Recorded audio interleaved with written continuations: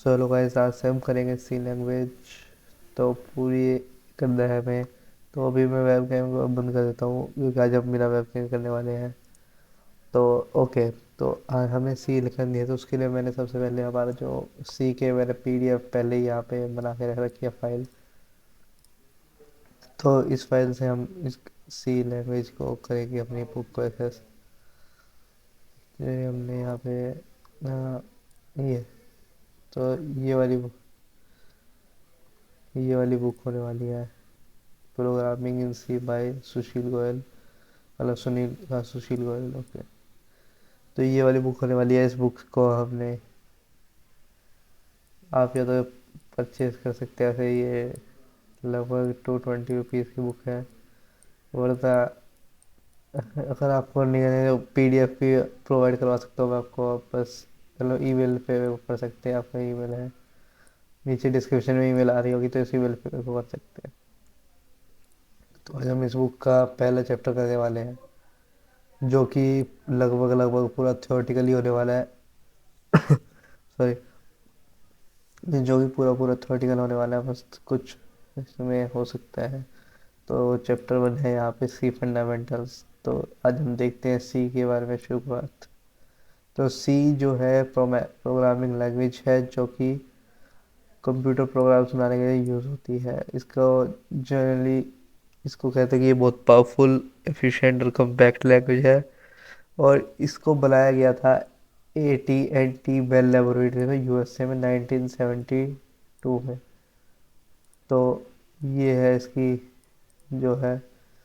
और इसका जो फादर ऑफ सी जिसे कहा जाता है, तो वो है यहाँ पे डेनिस रिची। ओके। तो ये कुछ सी की इतनी सी कहानी थी। अभी यहाँ पे हम करेंगे जो सी लैंग्वेज जो बनी है, वो बेसिकली बनी है एक जो पहले जो पहले एक प्रोग्रामिंग लैंग्वेज थी जिसे कहते हैं बी। तो बी लैंग्वेज से ही सी लैंग्वेज बनी है। तो मतलब कि इसमें बी लैंग्वेज की करेक्टरिस्टिक्स भी हो गए। तो देखते हैं वो कौन कौन से हैं। ये बहुत ही easy to use simple language है, बल्कि प्रोग्राम्स जो इसमें होते हैं वो फास्ट होते हैं, क्योंकि ये जो इसका ऑपरेटर है वो बहुत फास्ट होते हैं इसके अंदर। इसमें यहाँ पे 32 कीवर्ड्स है हमारे पास सी के अंदर। ये हमें स्ट्रक्चर प्रोग्राम बनाने में मदद करता है, जो कि इजी टू रीड रहते हैं। और ये रिकर्सिव प्रोग्रामिंग के लिए भी बहुत अच्छा रहता है, जो रिपीट एसेट, जिसमें आप पास कोई एक सेक्शन होता है कोड का, उसे हम बार बार रिपीट करते हैं, तो उस वाली प्रोग्रामिंग के लिए भी बहुत सही रहती है ये सी। एंड ग्राफिक्स प्रोग्रामिंग के लिए भी बहुत अच्छी रहती है ये। इमेज वगैरह को बनाने वाले सॉफ्टवेयर को हमारे बनाने हो तो उसके लिए भी ये बहुत बढ़िया रहती है। एंड ये बहुत ही पोर्टेबल लैंग्वेज, मतलब कि आप अगर एक कंप्यूटर में प्रोग्राम लिखते हैं तो आप इस दूसरे कंप्यूटर में भी इसको चला सकते हैं। तो ये 7 पॉइंट हो गया। एंड इसको आप सिस्टम सॉफ्टवेयर भी बना सकते हो, बिजनेस पैकेज। बिजनेस पैकेज मतलब कि जो भी आपकी कोई भी वो आपको एक अपनी कंपनी वगैरह के लिए बनाने चाहते हो ना, वो भी बना सकते हो उससे। We can add a function to C library, मतलब हम खुद के फंक्शन भी बना सकते हैं सी लाइब्रेरी के अंदर। अगर आप सी लैंग्वेज सीख रहे हो तो उसकी लाइब्रेरी सीखते हो तो उसमें आप बना सकते हैं। ये कुछ उसकी ये अपने आप को एक्सटेंड कर सकते हैं, मतलब कि आप फंक्शन बना रहे हो तो अपने आप को एक्सटेंड हो रही है ना उसके साथ साथ। ये सी एक फॉर्मेट फ्री लैंग्वेज है, मतलब कि इसका फॉर्मेट मतलब कि आप कुछ भी आगे पीछे लिखोगे तो वो कोई इतना मैटर नहीं करता। नो लाइन नंबर नीड है, इसमें कोई आपको लाइन नंबर डालने की जरूरत नहीं पड़ती।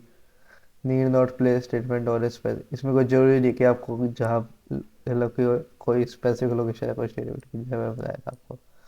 इसकी इसके अंदर होती है स्टैंडर्ड लाइब्रेरीज होती है इनपुट आउटपुट के लिए, जो कि होती है stdio.h, और स्ट्रिंग के लिए होती है string.h, और अर्थमेटिक्स के लिए होती है अ, अ, कुछ आगे देखते वाले होती है यार, याद ही आ रहा अभी एक्चुअली में। तो जो पॉइंटर्स है उसका इम्प्लीमेंटेशन यहाँ पॉइंटर्स भी है इस वाली में, और बिटवाइज मैनिपुलेशन भी होती है। बट कोई भी बिट लेवल पे अगर आपको कोई ऑपरेशन करना है तो वो भी यहाँ पे पॉसिबल है। एक बार मैं इसको थोड़ा सा बड़ा कर लेता हूँ अगले पेज के लिए। जो सी है वो असेंबली लैंग्वेज भी है और हाई लेवल लैंग्वेज, इन दोनों के बीच में कहीं पर स्टैंड करती है सी लैंग्वेज। इसीलिए सी लैंग्वेज में आपको असेंबली लैंग्वेज के फीचर्स भी मिलते हैं और साथ साथ यहाँ पर मॉडर्न हाई लेवल लैंग्वेज के भी फीचर्स मिलते हैं। तो इसीलिए हम इसको मिडिल लेवल लैंग्वेज भी कहते हैं, मतलब कि इसको दोनों कहते हैं, ये लो लेवल लैंग्वेज भी कहते हैं और मिडिल लेवल भी कहते हैं। अब देखते हैं यहाँ पे करेक्टर सेट, सी के अंदर करेक्टर सेट देखते हैं।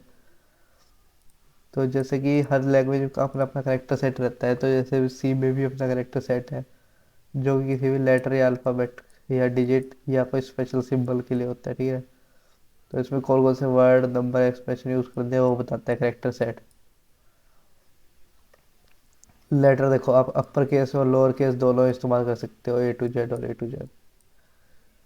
और वैसे ही आप डिजिट्स में देखोगे तो डिजिट्स में भी सारे zero to rise all digits आते हैं with plus and minus.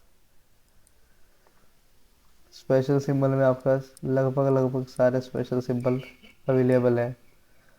Okay, तो कुछ इस तरीके से अपना ये काम करता है।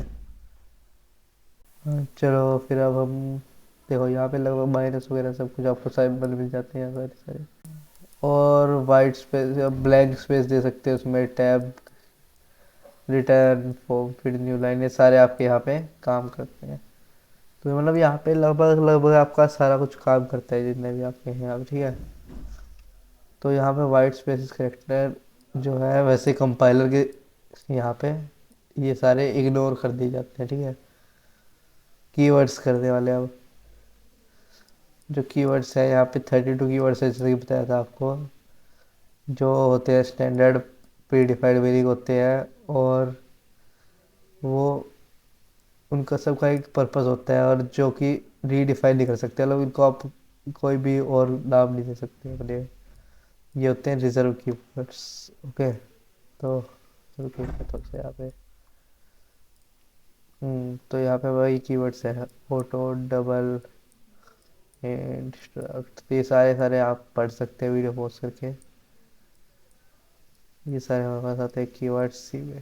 तो ये लिखे होते हैं 32, और मतलब ये सारे स्मॉल में लिखे जाने चाहिए, लोअर केस में, जैसे कि यहाँ लिखा है, मतलब कि हाई के मतलब अपर केस में लिख सकते हैं। कांस्टेंट, कांस्टेंट की बात होती है अब। कांस्टेंट क्या होती है जिनको हम चेंज नहीं कर सकते कभी भी। तो वैसे अभी यहाँ पे कांस्टेंट के बारे में बताया कि जो कांस्टेंट होते हैं वो दो होते हैं, numeric constant, character constant. Numeric में आता है integer, real constant, single character और स्ट्रिंग कांस्टेंट। तो इनके बारे में भी वाक्य पढ़ेंगे, ठीक है।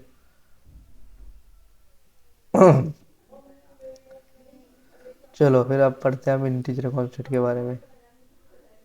इंटीजर कांस्टेंट क्या होते हैं कि आपको यहाँ देख सकते हैं, जैसे कि inter sequence of digits without decimal point, decimal का पॉइंट का इस्तेमाल नहीं होना चाहिए। और अगर हमें को इंटीजर कांस्टेंट बनाना है तो उसके लिए यहाँ रूल्स लिखे हुए हैं, एक बार 2 मिनट बस।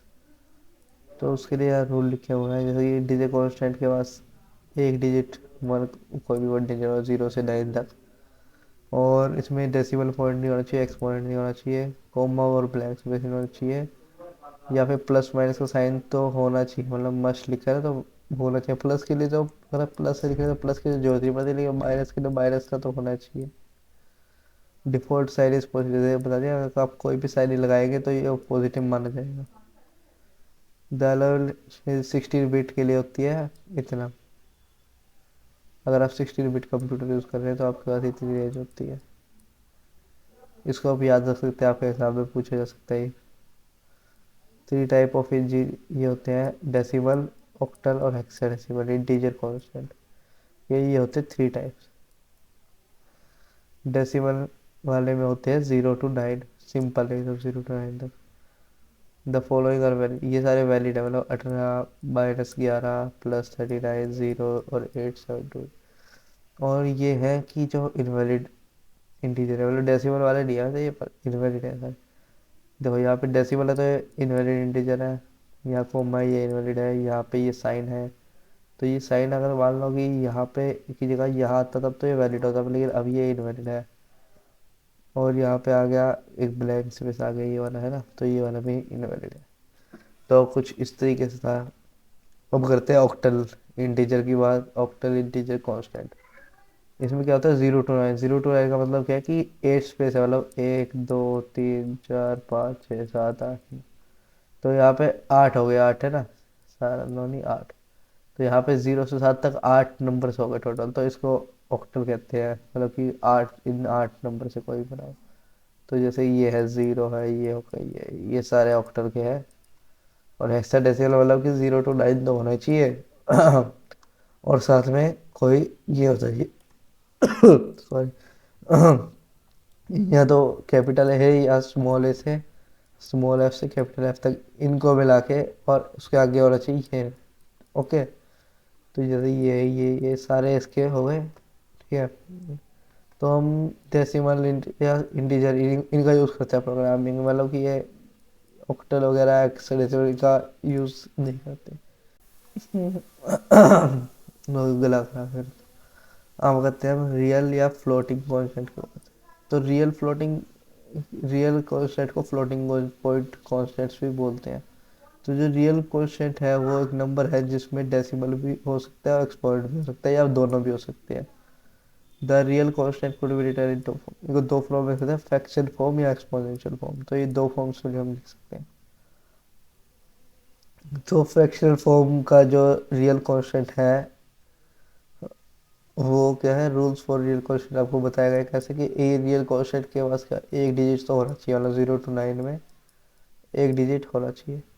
और रियल कांस्टेंट जो है उसमें डेसिमल पॉइंट भी होना चाहिए, और कोमा और ब्लैंक स्पेस नहीं हो सकता किसी भी नंबर के बीच में। साइन पॉजिटिव या नेगेटिव होना चाहिए नंबर से पहले, और वो पॉजिटिव हो सकता है नेगेटिव हो सकता है, और डिफॉल्ट साइन क्या रहेगा, पॉजिटिव। तो मतलब कि लगभग लगभग सेम है, बस देखते हैं।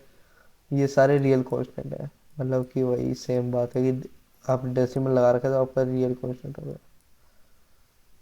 Exponential form real constant. अब एक्सपोनेंशियल फॉर्म का जनरल फॉर्म सिर्फ ये होती है। ओके। ये तो अभी हम यहाँ पे देखने वाले हैं रूल्स इसके। हम मैन इज आइदर, जो ये वाला देखो, जो ये वाला पहला हो सकता है, ये या तो रियल नंबर हो सकता है डेसिमल के साथ या इंटीजर के साथ, ठीक है। और या फिर उसके एक्सपोनेंट है वो हमेशा एक इंटीजर नंबर रहेगा, या उसमें प्लस भी हो सकता है माइनस भी हो सकता है।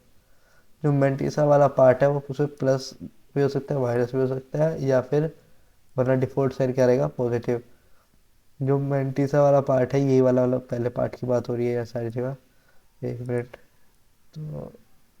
तो जहाँ पे ये इस वाले पहले पार्ट की बात हो रही है, तो जो पहला पार्ट है इसमें कोमा, इस पूरे कोमा भी लाउड नहीं है और स्पेस भी लाउड नहीं है। Range of real constant expected form of, तो जो रियल कांस्टेंट है वो एक्सपोनेंशियल फॉर्म में कैसे, ऐसे ई लगा के बीच में ये वाला, तो इस फॉर्म में वो कन्वर्ट होगा। तो अब ये सारे सही है। 0.9 E3 माइनस ये +1.9 प्लस E3। तो ये कुछ ऐसे काम करता है, और ये सारे वैलिड नहीं है। जैसे कि अब देखो यहाँ पे क्या करा इन्होंने, कोमा लगा दिया 25,000 लिख के, ये अलाउड नहीं है, ठीक है। यहाँ पे एक एक्सपोनेंट होना चाहिए था या फिर एक डेसिमल होना चाहिए था, ये भी अलाउड नहीं है।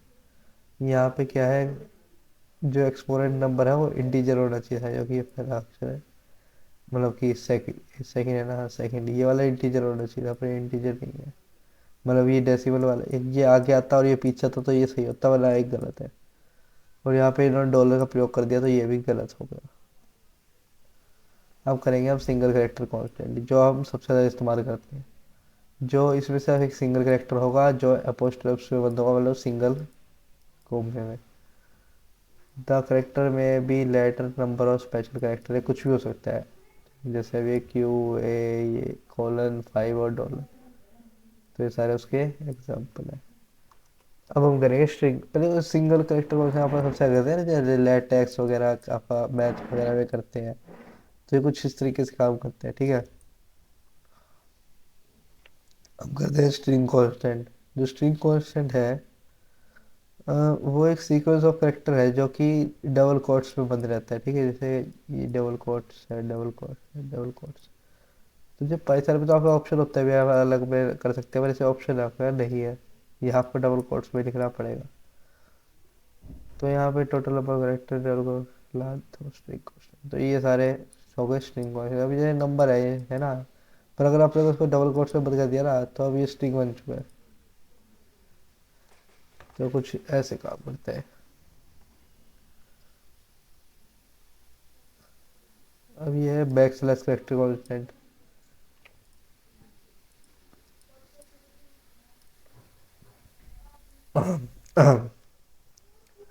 तो ये बैक स्लैश करेक्टर कांस्टेंट है। इसमें क्या है कि इसमें करेक्टर स्ट्रिंग कांस्टेंट के बीच में बैक स्लैश करेक्टर कांस्टेंट आता है, जो कि स्पेशल है, और इसको करेक्टर को कीबोर्ड से इजीली टाइप नहीं हो सकते, उनको इस्तेमाल करने के लिए होता है, जैसे कि आप most of power character escapes, जैसे कि अब यहाँ पे ये कांस्टेंट है, इसको इसका मतलब होता है कि न्यू लाइन चाहिए, ये है इसका मतलब बैक स्पेस चाहिए, ये है इसका मतलब चाहिए रिटर्न, ये है इसका मतलब क्या है, एक सिंगल कोट चाहिए, मतलब कि स्लैश लगा के अगर आप ऐसे करें तो अब पूरे में एक सिंगल कोट आ जाएगा। इसका मतलब आपको डबल कोट चाहिए, ठीक है। और जो ये है इसका मतलब आपको एक सिंगल बैक स्लैश चाहिए, मतलब कि ऐसे करके सिंगल बैक स्लैश, जो बैक की है।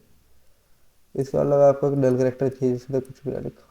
तो ये कुछ इस तरीके से काम करता है। रुको मैं इसे करता हूँ। तो आपको यहाँ पे अगर कोई फोटो वगैरह नहीं तो आप कर सकते हैं। हाँ ओके, तो अब हम बात करेंगे कॉन्स्टेंट वगैरह की बात करेंगे, अब करेंगे वेरिएबल्स की बात। वेरिएबल क्या है कि वेरिएबल है डाटा नाम, डाटा नेम है जो कि डाटा वैल्यू को स्टोर करता है। ए वेरिएबल में टेक डिफरेंट वैल्यूज, तो ये अलग अलग वैल्यूज दे सकता है एक टाइम पे जब प्रोग्राम को एक्सेस करते हैं। और वेरिएबल्स क्या है, डिफाइंड होते हैं, कि प्रोग्राम को यूज़ करने से पहले डिफाइंड होते हैं, जिसे हम प्री डिफाइंड भी कहते हैं। रूल्स क्या होते हैं, देखो वेरिएबल के क्या होना चाहिए, एक लेटर होना चाहिए, डिजिट होना चाहिए, और या फिर अंडरस्कोर हो सकता है, मतलब कि लेटर भी हो सकता है, डिजिट भी हो सकता है, अंडरस्कोर भी हो सकता है। फर्स्ट जो पहला करेक्टर है वो नंबर से स्टार्ट नहीं हो सकता, मतलब कि एक लेटर होना चाहिए, ना कि under letter. Special symbol blank गाना होगा, स्पेशल सिंबल डॉलर वगैरह अलाउड नहीं है। कीवर्ड सब, आप इंट को कोई भी वैल्यू नहीं बना सकते, ठीक है, कोई भी आपकी जो भी है को आप ये कीवर्ड्स को आप या जैसे वर्ड्स को आप नहीं बना सकते। अपर केस और लोअर केस दोनों का अलग अलग मतलब होता है। सम को आप सम और सम नहीं, अलग ही, अगर आप आपका ये सम है तो आप इसको ऐसे करोगे तो ये दोनों अलग अलग, अगर आप इनकी वैल्यू दोगे तो अलग अलग ही मानी जाएगी। मतलब ये नहीं है कि अगर सम को आप छोटे में लिखोगे या बड़े में लिखोगे तो उसका एक ही मतलब, ठीक है। द वेरिएबल नेम में लॉन्ग इसमें, तो वेरिएबल नेम है जो वेरिएबल नेम है वो कितना बड़ा भी हो सकता है, आपकी मर्जी है वो। पर जो 8 कैरेक्टर है वो सिर्फ उसी से वो सी कंपाइलर उसको पहचानेगा, ठीक है। तो उसको अकाउंट ब्रांच अकाउंट भी रिकॉर्ड अटेंड का। तो जैसे अगर आप अकाउंट ब्रांच और अकाउंट ऑफिसर से दो नाम रखोगे ना, तो वो दोनों नाम वो सोचेगा अभी ये दोनों नाम तो एक ही, क्योंकि वो पहले 8 अक्षर से पहचानता है किसी भी वेरिएबल को। So that's variable. The following आ रही है, ये सारे सही वेरिएबल है, ठीक है। इनके आगे आप डाटा टाइप बाद में लगाएंगे, वो देख लो ये सारे, ये तो ये सारे हैं करेक्ट वेरिएबल।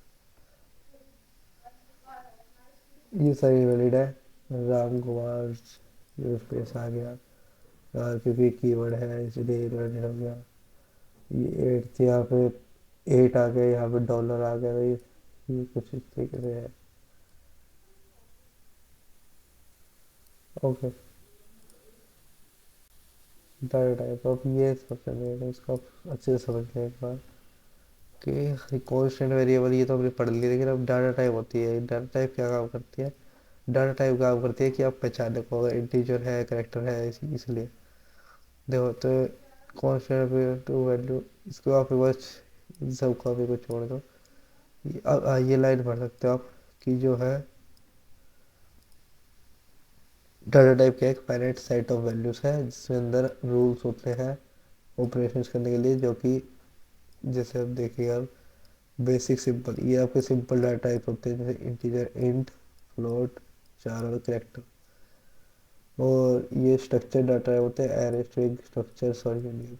और आपके यहाँ पे इन्यूमरेटर डाटा टाइप्स रहते हैं, पॉइंटर्स बनाते हैं, ऑर्डर टाइप और वर्ड वर्ड वो खाली। Structure data type, enumerator data types, but chapter void data, मतलब वॉइड मतलब कि आप कोई भी वर्ड फंक्शन बनाओगे तो उसमें कोई वैल्यू स्टोर नहीं हो सकती। तो अब हम पढ़ेंगे सबसे पहले बेसिक डाटा टाइप्स के बारे में।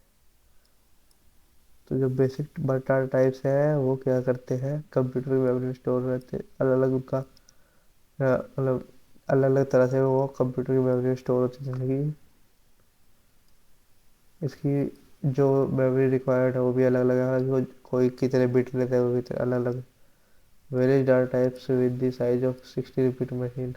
अभी आपको यहाँ पे आप देखें सारे कितना कितना साइज लेते हैं जब भी स्टोर होते हैं, तो आप देख सकते हैं इंट 16 बिट, शॉर्ट इंट वाला शॉर्ट इंट लिखोगे तब भी 16 बिट, लॉन्ग इंट लिखोगे तब 32 बिट, अनसाइड इंट लिखोगे 16 बिट, अनसाइड शॉर्ट इंट लिखोगे 16 बिट, अनसाइड लॉन्ग इंट लिखोगे 32 बिट। करेक्टर में चार लिखोगे 8 बिट्स, अनसाइड चार लिखोगे 8 बिट्स। फ्लोट में 32 बिट्स, डबल में 64 बिट्स, लॉन्ग डबल में 80 बिट्स। तो ये लगभग आप मान सकते हैं सबसे ज़्यादा बड़ा डाटा टाइप है, मतलब कि सिंपल डाटा टाइप पे। वैसे तो एरे वगैरह भी बहुत बड़े होते हैं, पर ये सिंपल वाले में ही बहुत बड़ा है। ठीक है, तो यहाँ तक हमारा हो चुका है।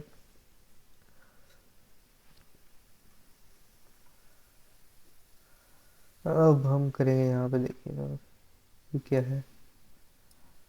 यहाँ पे आप देख रहे हैं कि इनके आगे ये वर्ड्स लगे हुए हैं, जैसे लॉन्ग, अनसाइड, शॉर्ट। तो अब इनके बारे में बताया गया है क्या होते हैं। अब जैसे डबल है, जो डबल पे से आप फ्लोट वैल्यू पॉइंट नंबर्स पर, पॉइंट नंबर को मतलब कि फ्लोट क्या होते हैं, जो अभी वो होते हैं अपने पास डेसिबल वाले होते हैं, उनको फ्लोट कहते हैं, तो उनको स्टोर करता है पॉइंट वाले को। And onside number is always positive, तो वो हमेशा पॉजिटिव होगा या फिर जीरो होगा, अगर हम उसको अगर आपको उसको कोई अनसाइड वालों की अगर वैल्यू उसको नहीं दे रखी हो। और अगर हम साइड कर दें तो वो या तो पॉजिटिव भी हो सकता है या नेगेटिव भी हो सकता है या फिर ज़ीरो भी हो सकता है। अगर हम उसको ज़ीरो साइन करते तो उसकी वैल्यू ज़ीरो हो सकती है ना। Range of side data can be calculated according to formula. तो यहाँ पे इसका फॉर्मूला होता है -2 साइज -1 2 +2 साइज -1 -1। तो ये इसका फॉर्मूला है, तो ये भी आप थोड़ा सा देख सकते हैं। For example size of data type is 16, जैसे डाटा टाइप में 16 है, तो -2 की पावर 15 2 -2 की पावर 15 -1, जो कि जैसे कि हमें पहले बताया गया था कि कितना साइज होता है उसका, जो कि हमारा यहाँ पे 68 बिट कंप्यूटर वो करता है। तो ये आप देख लेना। डिक्लेरेशन ऑफ वेरिएबल, तो वेरिएबल को हम डिक्लेयर कर रहे हैं, मतलब कि एक प्रोग्राम में मतलब। तो variable can be use to data types के साथ हम इसको यूज़ करते हैं वेरिएबल, जैसे इंट बेसिक पे। ठीक है, पहले लगेगा अपना यहाँ पे ऐसे इंट, ये हो गया अपने पास डाटा टाइप, और ये हो गया अपना वेरिएबल नेम। तो यहाँ पे डाटा टाइप के साथ वेरिएबल नेम जुड़ते हैं इंट स्पेस बेसिक पे, फ्लोट स्पेस सम कॉमा मीन। चलो ये तो आप ऐसे लिख लो फ्लोट सम फ्लोट मीन, ये लिख लो फ्लोट सम कॉमा मीन, और कैरेक्टर का 4 नेम। तो कुछ ऐसे काम करते हैं। स्ट्रक्चर ऑफ सी प्रोग्राम, अब हम करेंगे स्ट्रक्चर ऑफ सी प्रोग्राम। ठीक है, तो सबसे पहले लिंक सेक्शन होता है जहाँ पे आप इनपुट आउटपुट वाले देते हैं लाइब्रेरीज, और डेफिनेशन सेक्शन होता है ग्लोबल। ये है तो मतलब देख सकते हो, इसकी आप फोटो लेनी है फोटो ले सकते हैं, और बल्कि आप इसमें आगे करेंगे इसको तो यहाँ जो सब प्रोग्राम के अंदर फंक्शन 1 2 3 इसको कर सकते हैं, देखिए।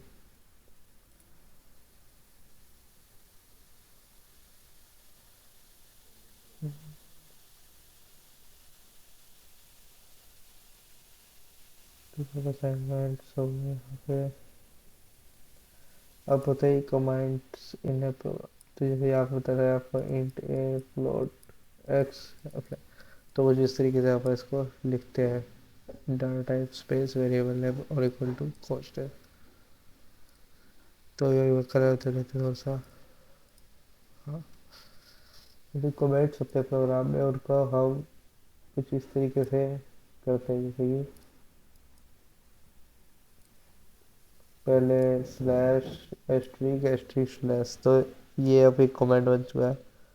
कमेंट क्या होता है, जो कि कोड में हमारे यहाँ पे कुछ भी मदद वगैरह नहीं करते हैं, बस ये एक बताने के लिए होता है। जैसे अब यहाँ पे प्रोग्राम लिख रहे हैं तो उस पर बता दिया प्रोग्राम टू कैलकुलेट एरिया, उसको मान लो उसको नहीं बता पा रहा, किसी स्टूडेंट को बताना है तो उसके लिए आसानी होगी। First C program study the. तो अब अपना ये फर्स्ट सी प्रोग्राम है, ठीक है। तो अभी हम इसको करके भी देखेंगे। सबसे पहले आपको बता देता हूँ मैं, यहाँ पे इसकी लाइब्रेरी होती है इंक्लूड स्टूडियो डॉट एच, फिर मेन, फिर ये दो ब्रैकेट होती हैं और ये प्रिंट है हेलो वर्ल्ड। तो कुछ इस तरीके से काम करता है। तो अब आप इसको करेंगे। इसको करने के लिए मतलब आप कोई एक इजी सा कंपाइलर यूज़ करने वाले हैं। मैंने इसे पहले से कर रखा है पर अब वापस से देख। तो अब ये क्या है, ये ऑनलाइन कंपाइलर है जिसकी वजह से अपने को कुछ भी डाउनलोड करने की जरूरत नहीं है, तो अपना आराम से काम होता है। तो सबसे पहले अवेल का है यहाँ पे हैश, यहाँ लिखना है इंक्लूड, यहाँ ब्रैकेट stdio डॉट। तो जिस तरीके से आएगा, अब यहाँ लिख रहे हैं अपने को इंट मेन, फिर यहाँ लगाने ब्रैकेट और यहाँ लिखना है प्रिंटर। और यहाँ स्ट्रिंग के लिए हम क्या लिखते हैं, हेलो वर्ल्ड। तो एक्चुअली अब इसको बंद कर देना बस और कर देना। तो अब यहाँ पे आउटपुट में हेलो वर्ल्ड लिखा गया है, तो मैं उसको बड़ा करता हूँ जैसे कि अभी है, देखते हैं। तो आउटपुट में यहाँ तो आउटपुट में यहाँ पे यहाँ लिखा गया है हेलो वर्ल्ड। चलिए, तो ये वाला हमारा प्रोग्राम हो चुका है पूरा। फर्स्ट प्रोग्राम हमने डन कर दिया। तो यहाँ पे एक लाइक दे दीजिए वीडियो को इस बात पे। एंड तो अब ये प्रोग्राम के बारे में बता रखा है, तो मैं आपको वैसे बता देता हूँ इसके बारे में। तो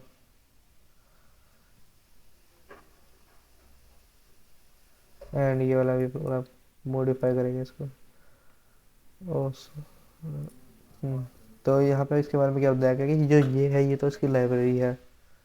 ये एक मेन फंक्शन है, इसको लगाना पड़ता है अपने को, मतलब कि इसके बिना ये काम नहीं करेगा वैसे। तो यहाँ प्रिंट है हेलो वर्ल्ड, यहाँ पे कुछ नहीं करा। और अब हम यहाँ पे करने वाले हैं थोड़ा सा इसको कॉम्प्लेक्सिटी, स्लैश लिख देंगे। तो अब इससे क्या होने वाला है, अगर हम इसको रन करेंगे तो ये अब डाउन आ जाए, तो ये थोड़ा सा और कॉम्प्लेक्स होगा। लेकिन अगर हम यहाँ पे मान लो अब इसको क्या कहते हैं, इसको एक बार बात करेंगे, तो ये कुछ इस तरीके से अपनी कॉम्प्लेक्स हो चुका है थोड़ा सा। मतलब कि इन्होंने बस क्या करा इन्होंने, तो यहाँ पे हेलो स्लैश वर्ल्ड कर दिया, आपने उसको एक भी फंक्शन बना के डन कर दिया, ठीक है। अब प्रिंट फंक्शन के बारे में बताया, इसको हम यहाँ पे इस तरह के यूज़ करते हैं। इसका सिंटैक्स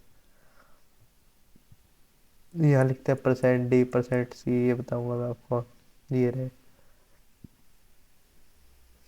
तो यहाँ पे देखो क्या होता है, जो जो %d है वो होती है इंटीजर वैल्यूज़ के लिए। %d होती है अनसाइंड इंटीजर वैल्यू, जिसको मैंने कभी अभी तक अनसाइंड वाला जी को मैंने बताया भाई, ये तेरी वैल्यू ये है, तेरी वैल्यू है, ठीक है। और यू मतलब यूज़र से ले रही है ना, तो अनसाइंड है। %f होती है फ्लोट के लिए, और ई होती है फ्लोट विद एक्सपोनेंट्स वैल्यू के लिए। जो सी होता है %c, वो होती है फैक्टर वैल्यू के लिए। और जो ओ होता है ऑक्टल वैल्यू के लिए। एक्स एक्सीडेबल एस टी। तो मतलब मेन आपको बताता हूँ, मेन मेन कौन से हैं। तो मतलब मेन मेन जो फंक्शन आ जाते हैं वो आते हैं इंटीजर वैल्यू के लिए, फ्लोट वैल्यू के लिए, और करेक्टर वैल्यू के लिए, और स्ट्रिंग वैल्यू। तो ये वाले अपने मेन है। सबसे ज़्यादा आप यूज़ करेंगे अभी, जो सबसे ज़्यादा आप इसमें यूज़ करेंगे वो वाली है ये परसेंट। तो इसको हम सबसे ज़्यादा यूज़ करने वाले हैं। तो इसमें आप वो ले सकते हैं पिक्चर वगैरह, आपको अगर कुछ ले लिया तो पिक्चर, तो आप इस भी यहाँ पे ले सकते हैं आपके पास। अब यहाँ पे करेंगे स्टडी। अभी अपने पास अगला प्रोग्राम आ गया है। इसमें हमें क्या बताया गया है कि आपको एक इंट की वैल्यू लेनी है 7, और उसको अपने प्रिंट करवाना है कुछ इस तरीके से। तो अभी हम यहाँ पे इसी में थोड़ा सा यहाँ से शुरू करके एक इंट की वैल्यू ले लेंगे हम। ए इक्वल टू, यहाँ लिखेंगे हम, ओ यहाँ हम लिख देंगे कुछ भी लिख देंगे, यहाँ 7 लिख लो मान लो। यहाँ प्रिंट पे हम लिख देंगे, इसी को हम कर देते हैं हेलो वर्ल्ड वंडर लिख के यहाँ हम बीच में यहाँ पे %d लगा देते हैं। %d मतलब कि जहाँ भी हम ये लगाएंगे वहीं पर से प्रिंट होगा। और यहाँ हम कोमा लगाने वाले हैं, और कोमा लगा के लिखेंगे यहाँ पे a। तो आई होप ये सही। तो यहाँ पे जहाँ भी हमने %d लिखा था वहाँ हमारी वैल्यू आ गई हेलो वर्ल्ड 7 वंडर। तो कुछ इस तरीके से काम करती है। हमारे पास सी है, वही there are dash %d days in a week. तो यहाँ पे 7 डेज। तो आप कुछ भी यहाँ पे अपनी मर्जी से यहाँ पे बना सकते हैं फंक्शन। तो यहाँ सेकंड भी हो चुका है हमारे पास। And the integer number is, अगर आपको यहाँ पे प्रिंट करना है इंटीजर नंबर इज क्या होता है परसेंट। डब्ल्यू मतलब होता है कि ऐसे स्पेस कितना आपको स्पेस देना है, तो अब डब्ल्यू मत लिखना, वैसे परसेंट ही होता है। अगर आप परसेंट के, अगर आप ये डब्ल्यू की जगह आपको नंबर मतलब परसेंट 5.2d, मतलब कि आप हर एक वर्ड के बाद 5.2 का गैप देना चाहते हैं। तो कुछ इससे काम करता है ये। देखो मिनिमम फील्ड विद विड्थ दिया फॉर दिया। तो ये कुछ इससे से काम करता है। और जो पी होता है वो प्रिसीशन के मतलब कि एफ मतलब float, wide precision, decimal point का प्रिसीशन मतलब कि 0.555.555.5। तो ये उस तरीके से काम करता है। अब हम कर रहे हैं एक और फॉलोइंग प्रोग्राम, इसको स्टडी कर लेते हैं भाई। तो देखो, तो यहाँ पे हमें वही स्पेस वाला बताया गया है, तो आप इसको कुछ देखो, इतना बड़ा प्रोग्राम लिखने का कोई वो मेथड है नहीं, मतलब कि कोई तुक नहीं बनता है ऐसे फालतू में इतना बड़ा प्रोग्राम लिखने का। तो आप एक छोटे प्रोग्राम से भी इसको समझ सकते हैं। जैसे कि अब हमने यहाँ ए की वैल्यू 7 दे दी, सॉरी सॉरी, ए की वैल्यू हमने यहाँ 7 दे रखी है। तो अब हम यहाँ क्या करने वाले हैं, यहाँ हम लिखेंगे %d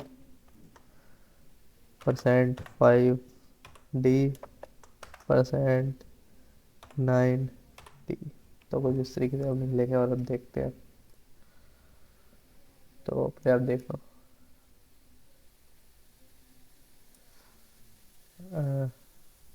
समझ रहे हैं। अब देखते हो यहाँ पे किस तरह की,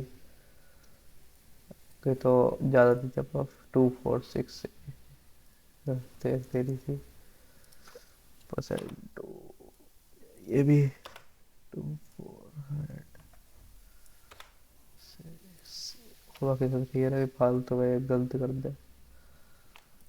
ओके, तो यहाँ पे बढ़ाता रहता है, मतलब यहाँ पे 3 बार ही लिखना पड़ेगा कुछ इसे के पहले इतना स्पेस, इतना स्पेस, इतना स्पेस, कुछ इस तरीके से काम करता है। तो अपने से छोटे प्रोग्राम में सीख लिया। अब आता है एक वैल्यू स्कैनर। तो स्कैनर बहुत मेरे को सही चीज़ लगती है स्कैनर। स्कैनर की अभी आप करके देखेंगे इसको सारे को, तो उसके बारे में ये पढ़ना कोई वो नहीं है, आप बस सीधा देखते हैं फंक्शन को। इस फंक्शन से आपको सब समझ आ जाएगा।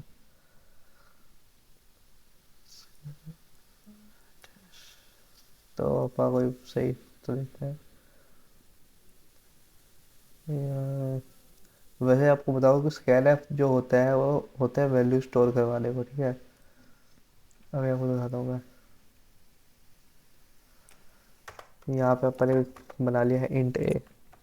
इंट ए के बाद अपन यहाँ पे वैल्यू स्टोर करवाना चाहते हैं इससे। Scan app percent D comma, यहाँ पे आपको एक ध्यान रखना है कि एंड लगाना है, एंड ए। तो यहाँ पे बोलेंगे आप प्रिंट एफ राइट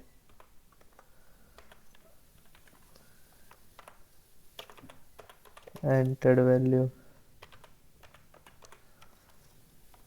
मतलब right entered value, right value लिख देते हैं, राइट वैल्यू लिख दिया स्लैश एन।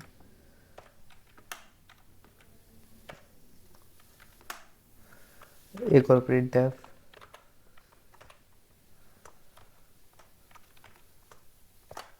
यहाँ पे लिखी गई यू टाइप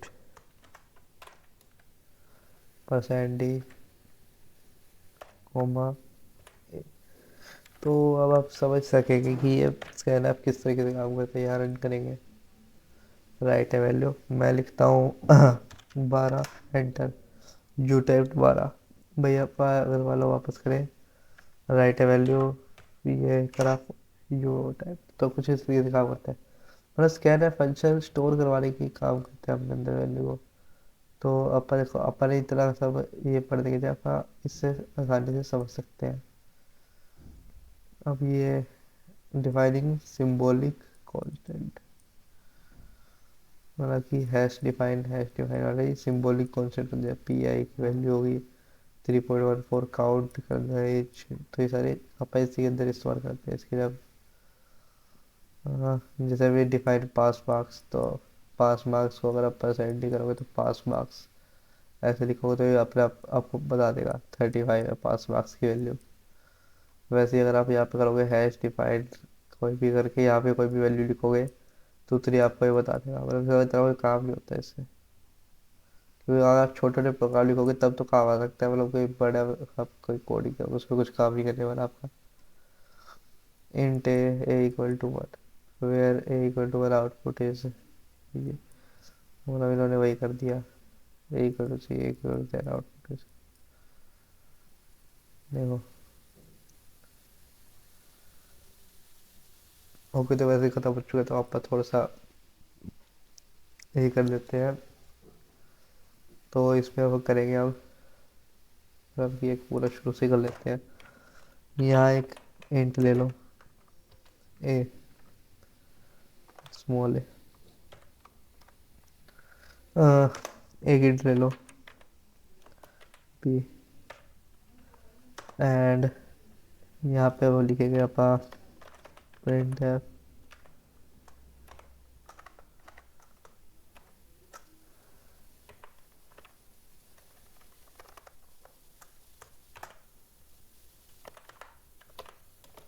टाइप ए।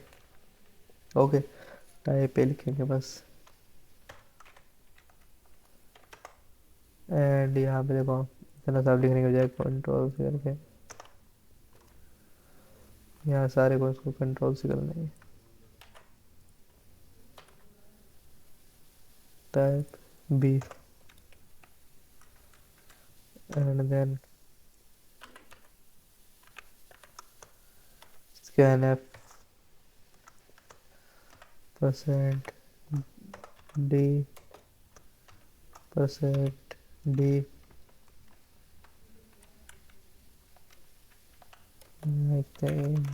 और जो उन्होंने करा था ना, तो अपन भी सेम उसी को करेंगे रिपीट। तो देखो, तो मैंने वैसे अलग अलग लिखा है पर ये अपना एक ही सेंटेंस बनने वाला है।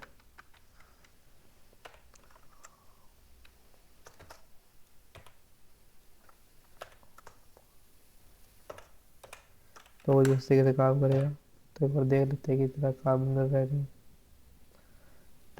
45 एंटर, 45 सही है। एंड अब यहाँ पे जस्ट वही कंट्रोल भी करके type a percent d type b percent d comma b comma a. तो यार देखो कुछ इसी का भाई टाइप 45 62 45 62। तो यार टाइप ले लिया टाइप क्योंकि यहाँ पर जो भी टाइप का उसके लिए है। लो तो कुछ इससे काम करने वाला है अपना ये वाला भी। तो अपन ने अपना लास्ट सक्सेसफुली कर लिया है। तो अपना यार एक चैप्टर हो गया ये सारा कुछ एक चैप्टर हो चुका है। ये बस अपना यार जो भी डबल कोमा में आता है वो तो एज इट इज लिखा जाता है और जो भी बाहर आती है उसकी वैल्यू परसेंट डी के हिसाब से अपन लिखते। तो आज अपने को मेनली तो ये सीखा है। अब हम एक्सरसाइज के क्वेश्चन एक बार अपन देख लेते हैं सारे। ह्यूमन जनरल कैरेक्टर जो अपन फर्स्ट पेज पे पढ़े थे सेम सारे के सारे आपको याद करने हैं। ओरिजिनल सी किसने करी थी और कब करी थी ये भी मेरे को आप कमेंट बॉक्स में बता सकते हैं किसने करी थी। जो C which character comprise C character set. तो ये question characters comprise C character set. तो ये भी आप बता सकते हैं कि अगर ये भी फर्स्ट पेज पे आपको देखने को मिल जाएगा। व्हाट आर कीवर्ड्स है कीवर्ड्स क्या होते हैं जिनकी वैल्यू फिक्स्ड रहती है। और व्हाट इज राइट तो इसकी आप इसके किसी भी कीवर्ड्स को आप वेरिएबल नहीं बना सकते। तो ठीक है। तो ये कुछ उसके वो थे। और अब क्या रहा है summarise the rule for naming identify variable को नेम करने के लिए सारे आपको याद करने हैं। Are upper case equal to lower case. इसका जवाब आएगा नहीं कि अपर केस की वैल्यू अलग होती है लोअर केस की वैल्यू अलग होती है। What do mean by constant constant के आपको बताइए जिसकी वैल्यू चेंज नहीं होती। What are use for write a number number को राइट करने के लिए क्या यूज़ होते हैं परसेंट डी होना चाहिए। और मतलब कि डेसिमल वगैरह मतलब डेसिमल वगैरह नहीं होना चाहिए और एक्सपोनेंशियल फॉर्म नहीं होनी चाहिए। Describe the difference between real and integer number real और इंटीजर नंबर के बीच में डिफरेंस आपको बता दिया था। व्हाट इज स्ट्रिंग स्ट्रिंग क्या होती है जो भी डबल कोमा के अंदर होती है। The character can be include with in string. तो आप इसमें कुछ भी लिख सकते हैं नंबर डेसिमल वगैरह कुछ भी लिखोगे तो वो स्ट्रिंग ही बन जाएगी। What is mean by variable variable का मतलब क्या मतलब होता है invert variable different variable constant कैसे लगा होता है वेरिएबल को आप बदल सकते हैं कांस्टेंट को नहीं बदल सकते।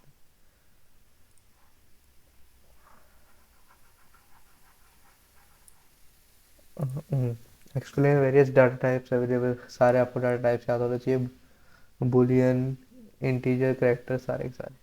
Describe the basic data type C. तो बेसिक डाटा टाइप वाला तीन मिलते थे कौन कौन से integer character float.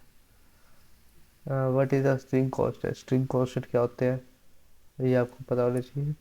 How to string different character constant. String constant होते हैं जो कि स्ट्रिंग में होते हैं कैरेक्टर कांस्टेंट स्ट्रिंग अलग डाटा टाइप होगा और कैरेक्टर अलग होगा तो दोनों का अलग अलग ही वैल्यू होगी। Explain the structure of SIM structure बताना है आपको कि पहले अपन लाइब्रेरी लिखते हैं ऐसे करके लास्ट में अपन प्रोग्राम लिखते हैं और फंक्शन लिखते हैं और उनके ब्लॉक तो सारे आपको ये आपको स्ट्रक्चर का डायग्राम देख के आप उसको समझ सकते हैं।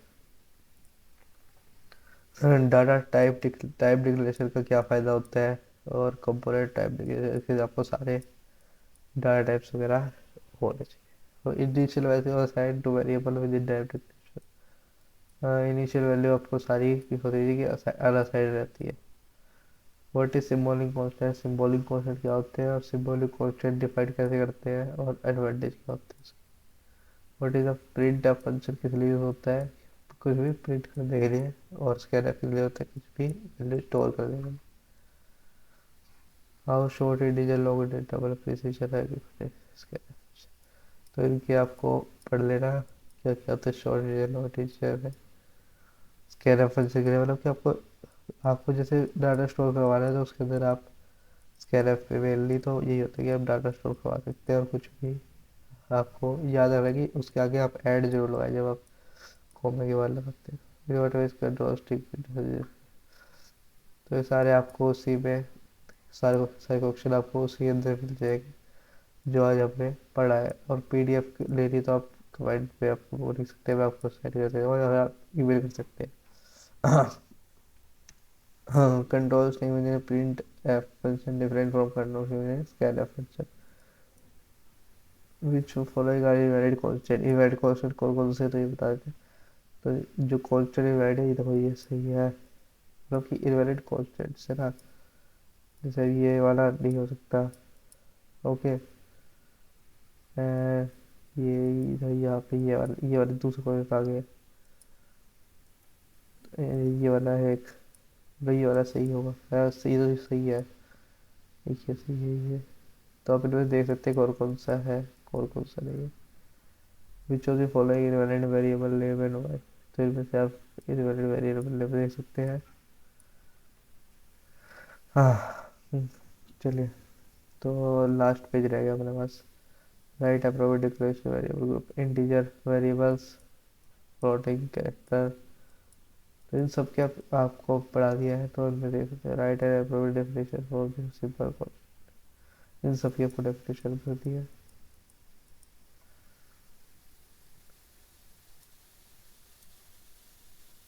कॉन्स्टेंट टेक्स्ट हो गया, ये 40 हो गया, बिगिन कर लेना पाई यूज़ करते हैं जब भी अपने कोई प्रोग्राम था अपने पास, बिगिन कर लेना ये यूज़ करा था, ऐड कर लेना ये यूज़।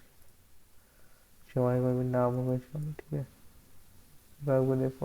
रेगुलेशन, ये तो आप इसका रिजल्ट बता सकते हैं। आप ऐसे से ए लिख के कमेंट कर सकते हैं, बी लिख के कमेंट कर सकते हैं, सी और डी। तो इनका आप कमेंट बॉक्स में ज़रूर बताना। एंड जो इसका मैं बता दूँ percent F X Y Z का क्या आएगा, ये बस सिंपल ही ऐसे कैसे एक के बाद एक प्रिंट हो जाएंगे तीनों के तीनों। एंड ये सारे आप या स्पेस दे के प्रिंट होंगे, ये इतना स्पेस दे के प्रिंट होंगे, एंड ये इतना स्पेस दे के प्रिंट होंगे, मतलब सारे लाइन वाइज रहेगा, थोड़ा स्पेस डिफरेंट रहेगा एक दूसरे से। एंड तो आज के लिए बस इतना ही, कल मिलते हैं इसके चैप्टर 2 के साथ।